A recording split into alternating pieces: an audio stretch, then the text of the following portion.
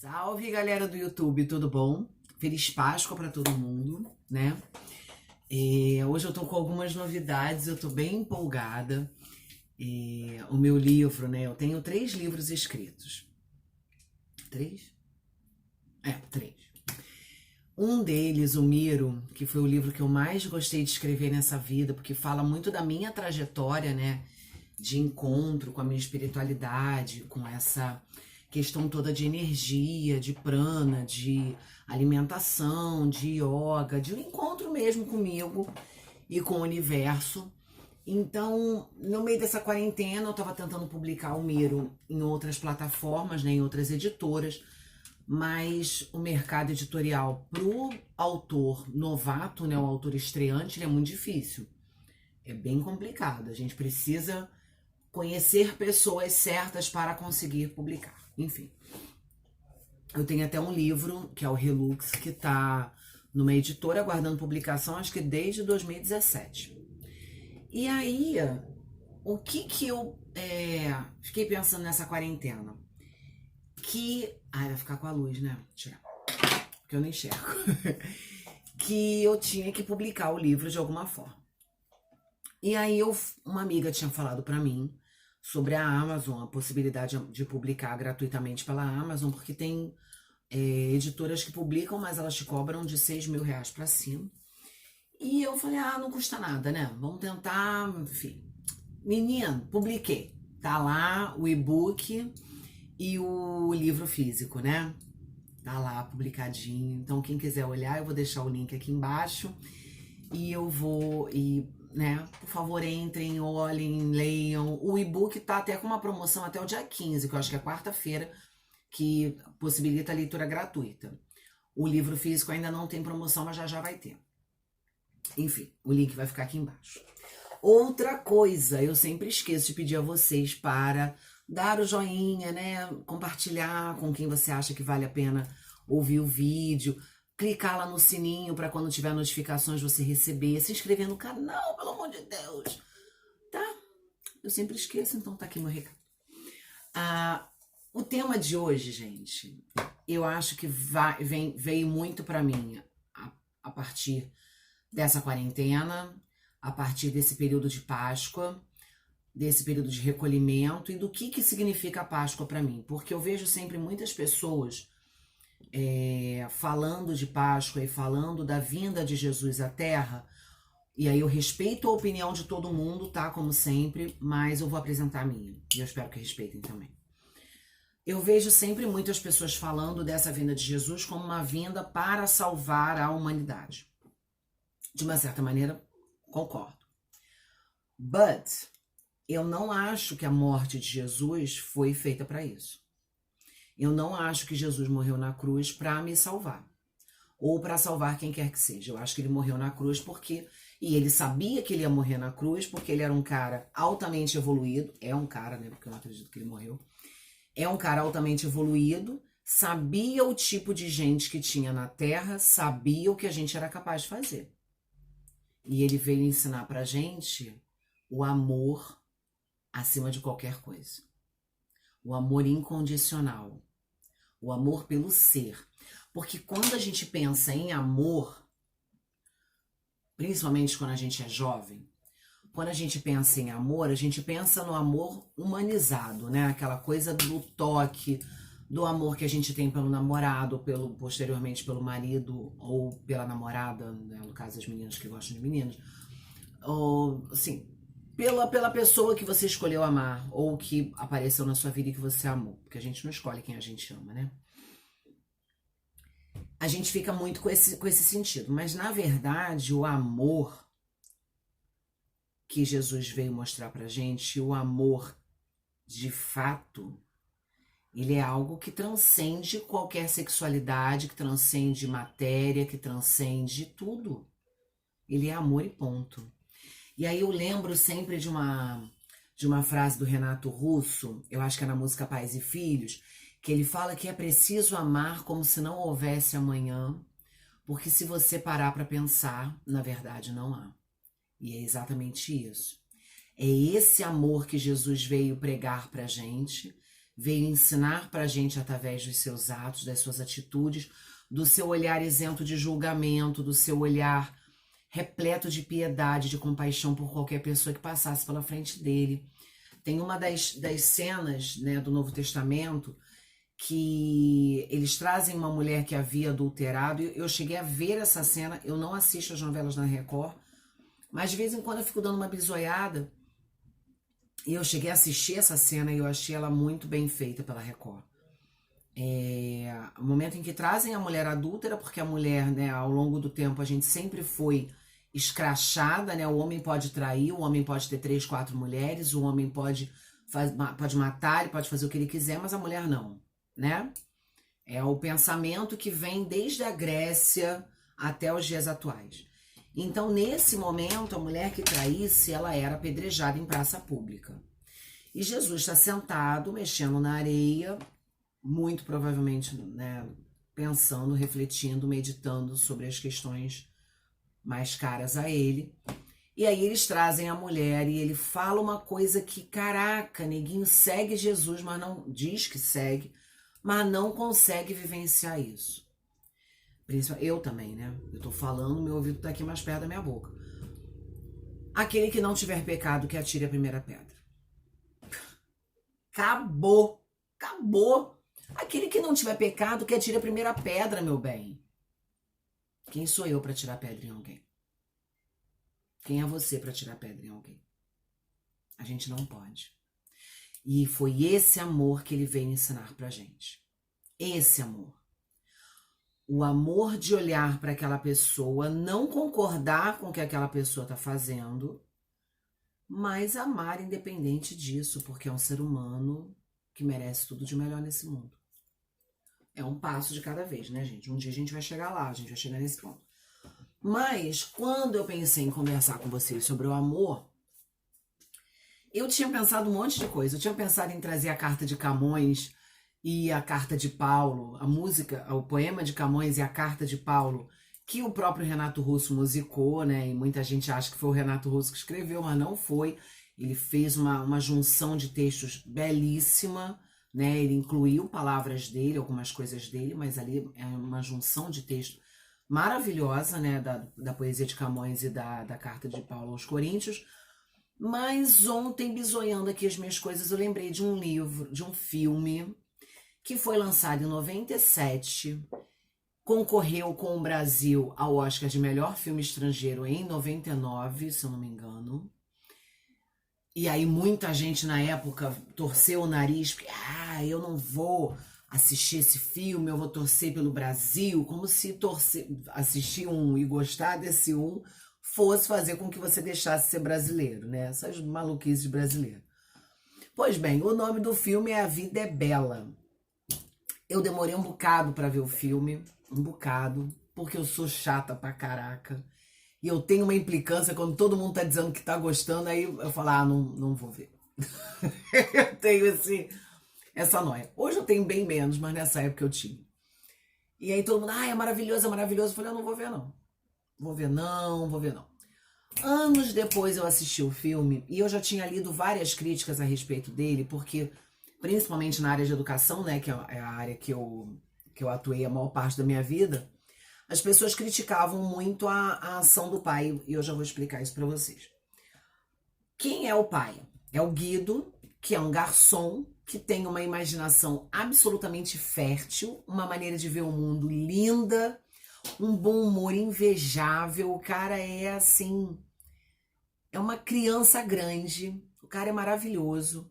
Ele se apaixona e ele cria toda uma ritualística para conquistar a mulher amada. Ele conquista, eles se casam, ela engravida, eles têm um filhinho, a vida deles é linda, é ótima, ali naquelas cidadezinhas da Itália. Coisa fofa, se não fosse a Segunda Guerra Mundial. E a Segunda Guerra Mundial entra de sola, acabando com a vida daquelas pessoas, acabando com a vida da Itália, de uma boa parte da Itália.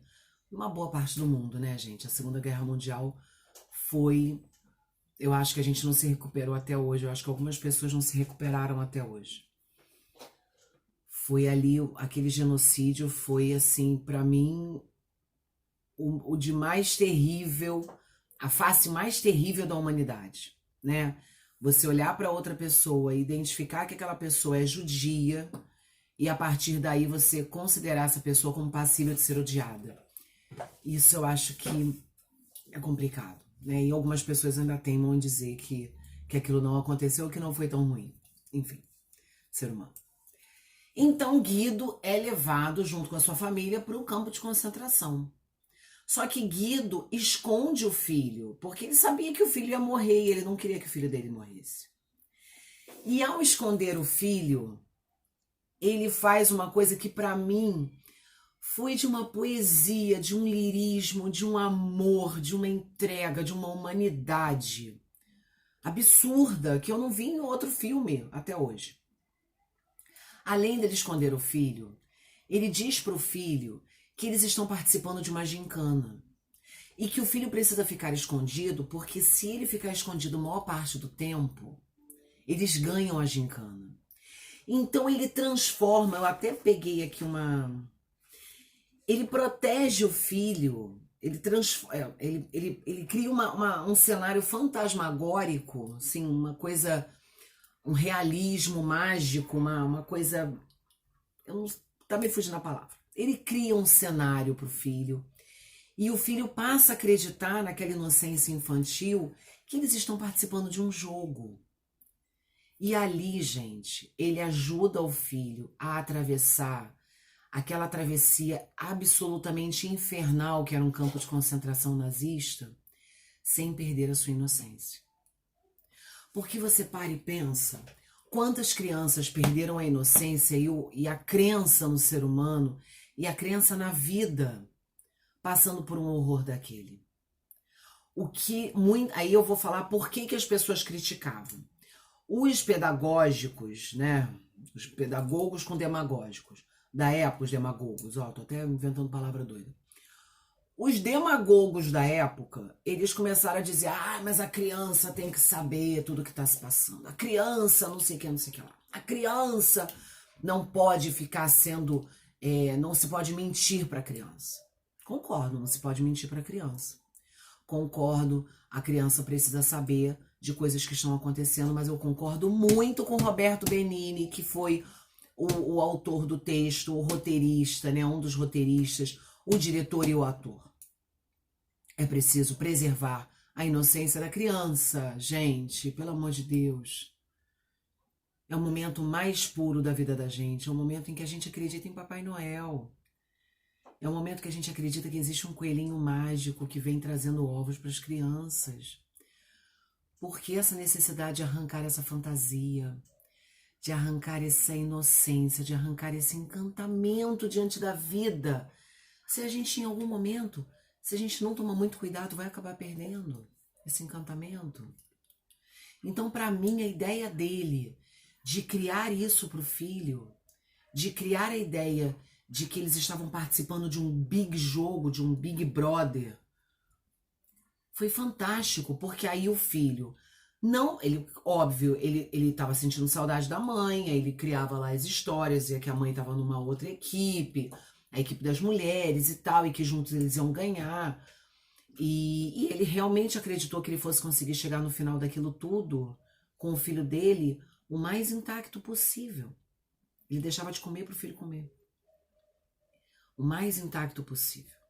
Para que eles depois retomassem a vida deles com um pouco mais de tranquilidade, um pouco mais de... sei lá qual o nome que se dá para um pós-guerra. Enfim. Tempos depois chegou a minhas mãos o roteiro de A Vida é Bela. Ai, gente, eu obviamente não engoli, né? Eu não li, eu engoli.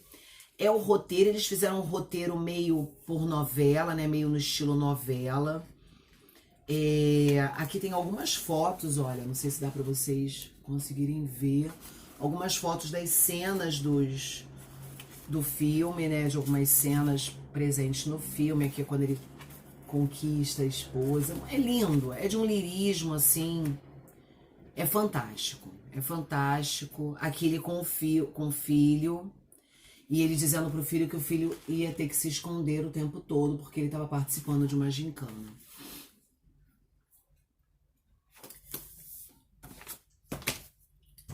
Fico sem palavras, sabe? Porque eu acho que a gente está vivendo num mundo, e talvez esse momento de Covid-19, de quarentena, disso tudo, tenha me colocado para pensar nessas coisas, porque eu acho que a gente vive num mundo com uma necessidade de erotização da infância e da juventude muito grande. Eu não estou dizendo que quando chegar o momento, a menina ou o menino não vão poder transar, não estou falando nada disso.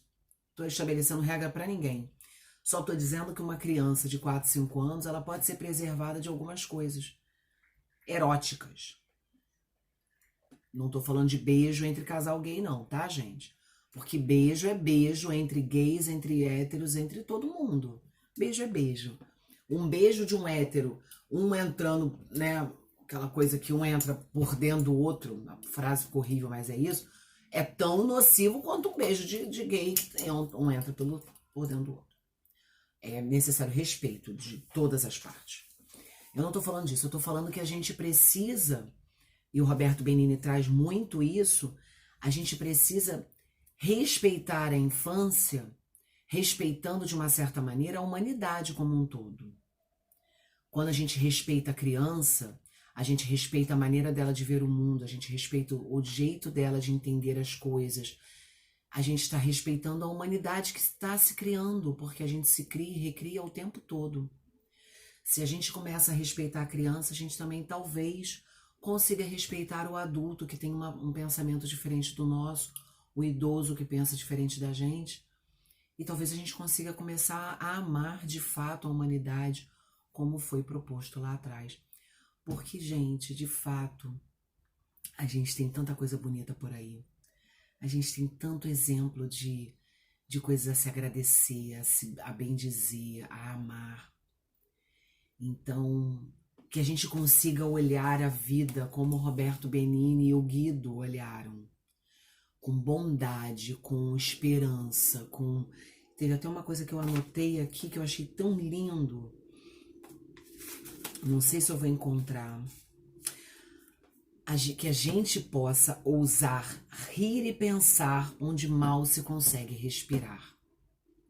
Nessa quarentena que a gente reclame menos e que a gente ame mais.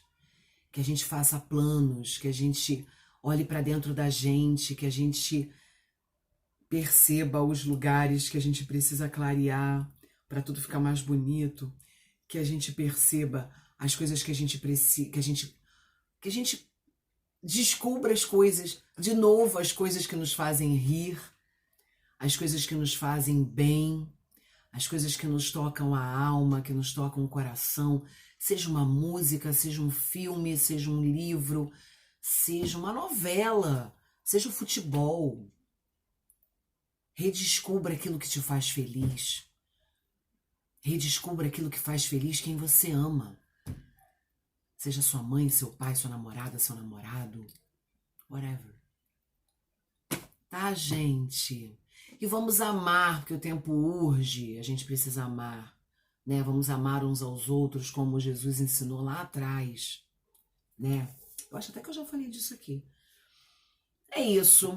Beijo de lua pra vocês. Beijo imenso no coração de vocês. Uma excelente Páscoa. Um excelente fim de quarentena. Vamos torcer pra gente voltar para as nossas vidas o mais rápido possível e melhores do que estávamos quando entramos na quarentena. Que a gente esteja melhor, que a gente esteja olhando para a nossa vida com mais suavidade, com mais certeza, com mais pulso. Que a gente pegue a nossa vida com força, para a gente definir o rumo que ela vai tomar. Que a gente não permita que outras pessoas fiquem definindo o rumo da nossa vida. A vida é sua, a vida é minha. Quem define o rumo da minha vida sou eu. Quem define o rumo da sua vida é você. Com amor, com seriedade, com respeito, com tranquilidade, mas, sobretudo, com certeza, com caminho. Tá bom? Fiquem com Deus.